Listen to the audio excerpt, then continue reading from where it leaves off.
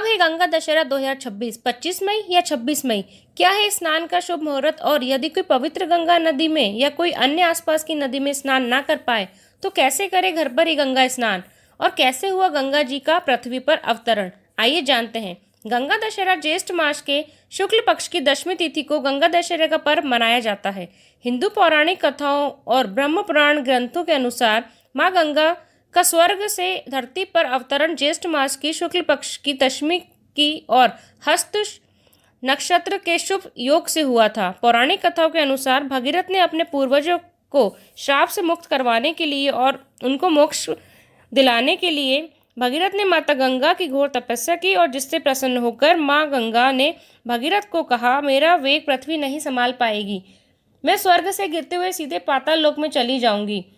तब माता गंगा ने कहा, मेरा वेग सिर्फ शिवजी ही संभाल सकते हैं। तभी भगीरथ ने शिवजी की तपस्या की और शिवजी को प्रसन्न किया। तब शिवजी ने माता गंगा को अपनी जटाओं में ले लिया और फिर जल की धारा के रूप में माता गंगा पृथ्वी पर कपिल मुनि के आश्रम से होती हुई भगीरथ के पूर्वज सगर के 60,000 पुत्रों को गंगा सागर में उनको तारती हुई पृथ्वी पर अवतरित हुई। इसी कारण गंगा जी को मोक्षदायिनी पवित्र पावन गंगा जी कहते हैं, जिनके जल से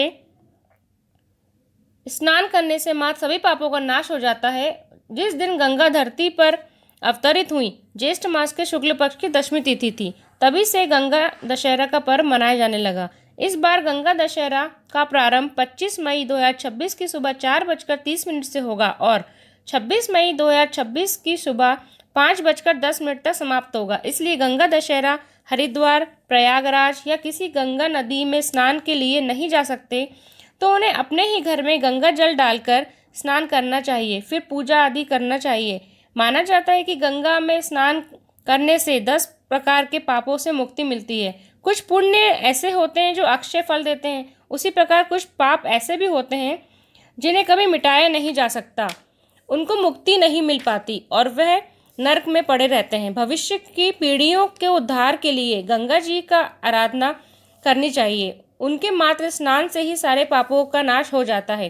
गंगा दशहरा का दिन शास्त्रों में बहुत ही पुण्य और पवित्र दिन माना गया है। वह इसलिए क्योंकि जो ग्रह होते हैं वे उसी अवस्था में होते हैं जिससे सर्वाधिक फल मिलता है और उसके आसपास की ऊर्जा बहुत ही पॉजिटिव होती है।